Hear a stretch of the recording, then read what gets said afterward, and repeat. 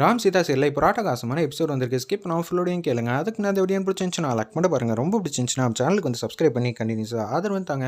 நம்ம ராம் வந்து அதிரடியாக வந்து யோசிச்சுட்டு இருக்காங்க. எப்படி இருந்தாலும் வந்து எந்த பிரச்சனையும் இல்லாமல் இந்த வாட்டி ஆர்டர் வந்து முடிச்சிட்டோன்னா நான்சியை வீட்டை விட்டு துரத்திடலாம் தான் யோசிச்சுட்டு இருக்காங்க. அந்த இடத்துல ஒரு பக்கம் மகா வந்து அர்ச்சனாவையும் சுபாஷையும் கூப்பிட்றாங்க. ஏதாவது கண்டுபிடிச்சிங்களா, யூனிட்டை வந்து கண்டுபிடிக்க சொன்னேனே அப்படின்னு சொல்லும்போது, மேடம் எங்களால் கண்டுபிடிக்க முடியல, ஏன்னா ஃபோன் அடித்தா எவனும் அதை எடுக்க மாட்டேங்கிறான், நீங்கள் மாதிரி எந்த ஆர்டரும் வந்து வரவே இல்லை முன்னாடி மாதிரி அப்படின்னு தான் கேட்டுட்ருக்கான். அதனால் என்ன சொல்கிறது எனக்கே தெரிலன்னு சொல்லிட்டு தான் ஃபோன் வச்சுக்கிட்டு இருக்கேன். ஆமாம், உனக்கு வாழைப்பழத்தை உரிச்சு கொடுத்து இந்தாப்பா சாப்பிடு சுபாஷன்னு கொடுப்பாங்களா, நம்ம தான் வந்து கண்டுபிடிக்கணும், ஃபீல்டில் இறங்கி கண்டுபிடிச்சி தான் ஆகணும்.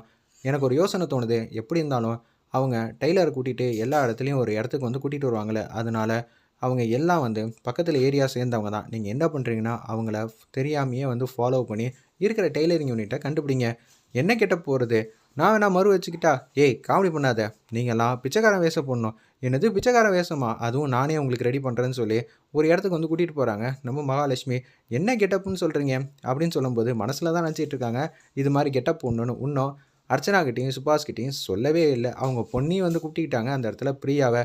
அவங்களும் வந்து அந்த வேஷம் வந்து போடுறதுக்கு தான் ரெடியாக இருக்காங்க. ஆனால் அவங்களுக்கே இதெல்லாம் தெரில. செம்ம காமெடியாக இருந்துச்சுன்னே சொல்லலாம். இவங்கள சூப்பராக ரெடி பண்ணி கூட்டிகிட்டு வரணும் அப்படின்னு சொன்னோன்னே, ஓ மகாக்கு நம்ம வேறு லெவலில் வந்து ரெடி பண்ண போகிறான்னு பார்த்தா, என்னையா அது இந்த ட்ரெஸ் கொடுக்குறேன், உங்களுக்கு ஷேர் வேணும்னா இந்த ட்ரெஸ் போட்டு தான் வரணும் அப்படின்னு சொல்லும்போது ட்ரெஸ்ஸை வந்து போட்டு வந்துடுறாங்க. இதெல்லாம் சகிக்கலையே, பின்ன பிச்சைக்காரன் வேஷம் போட்டால் பின்ன எப்படி இருக்கும், அப்படி தான் இருக்கும்னு சொல்லிட்டு அவங்க மேலே கருப்பு கலரில் வந்து என்னென்னமோ கிரீஸு இதெல்லாம் வந்து அப்பி விட்றாங்க. அதே மாதிரி முடி எல்லாத்தையும் வந்து நல்லா இருக்கிற முடியெல்லாம் வந்து நெட்டி விட்டுக்கிட்டு செம காமெடியாக இருந்துச்சுன்னே சொல்லலாம் அவங்கள பார்க்குறதுக்கு. இதுக்கு மேலே வந்து என்ன பண்ண முடியும், இந்த பனியன் வந்து இங்கே கிளியாமல் இருக்குது, நான் வேணால் கிழிச்சிக்கிட்டான்னு சொல்லி அதையும் வந்து சுபாஷ் வந்து கிழிச்சிக்கிறாப்புல.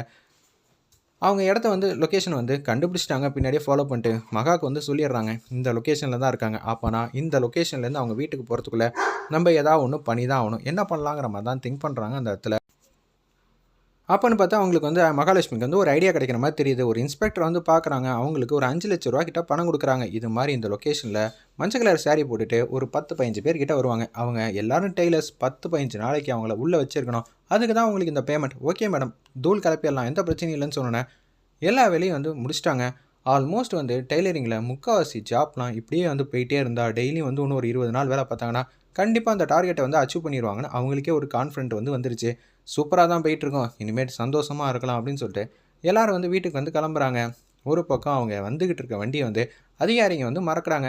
நீங்கள் யார் என்ன ஏது, நாங்களாம் கோயிலேருந்து வந்துட்டுருக்கோம், கோயிலேருந்து எந்த கோயிலேருந்து வந்தீங்க அப்படின்னு சொல்லும்போது, அதெல்லாம் உங்களுக்கு எதுக்கு, நீங்கள் இதெல்லாம் ஏதுன்னு கேட்குறீங்க, இது மாதிரிலாம் கேட்கவே கூடாது அப்படின்னு சொல்லி குழுவோட தலைவர் வந்து பேசினால கண்ணத்திலே பொழிச்சுன்னு அரைஞ்சிட்டாங்க.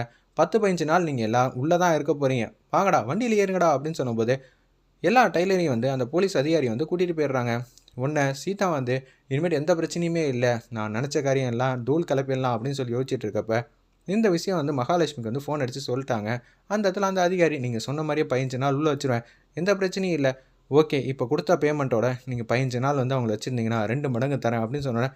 ஓகே மேடம், தூள் கலப்பிடலாம் அப்படின்னு சொல்லிட்டு அவங்க மட்டும் உள்ளே வந்து வச்சுட்டாங்க.